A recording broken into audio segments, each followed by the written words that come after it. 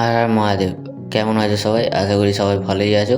জগদ্ধাত্রী পুজোর নবমীতে যে মেন আকর্ষণটা সেটা হলো কুমারী পুজো।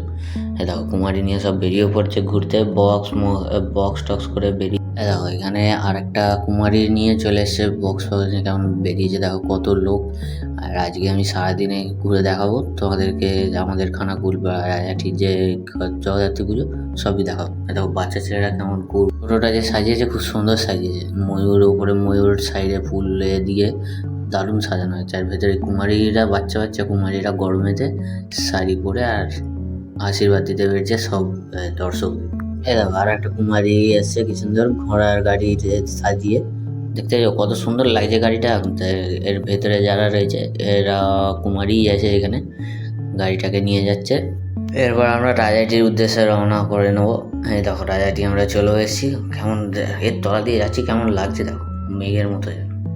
এই সিনটা পুরোটাই প্রায় কিছু কিছু জায়গায় তোলা রয়েছে। দেখো কত সুন্দর লাইটিংয়ের কাজ। আর এত ভিড় হয়েছে যে বলার মতো নয়। আমরা ঠাকুর দেখবার জন্য যাচ্ছি বটে। এই গলির ভেতর দিয়ে মাঠের দিকে যেতে হয় ঠাকুর দেখার জন্যে। এর নাম হচ্ছে অঙ্কুর।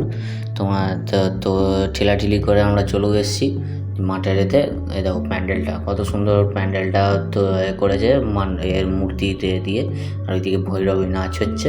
দূর থেকে বলে ক্যামেরাটা অস্পষ্টর কারণে তোমাদেরকে পরিষ্কার দেখাতে পারছি না, আমি খুবই দুঃখিত।